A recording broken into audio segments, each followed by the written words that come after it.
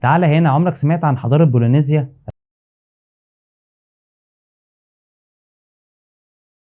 الحضارة دي اللي موجودة في جزيرة الفصح، الجزيرة الغامضة جدا اللي محدش يعرف عنها حاجة، اللي أكبر رمز فيها هي تماثيل المواء.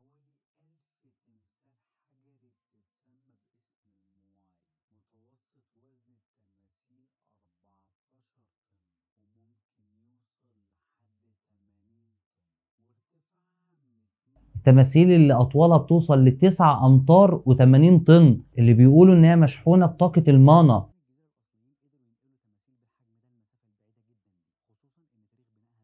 الطاقة الروحية اللي بتمد سكان المنطقة دي بالطاقة والروح. والتماثيل دي ازدهرت من عام 1250 لعام 1500.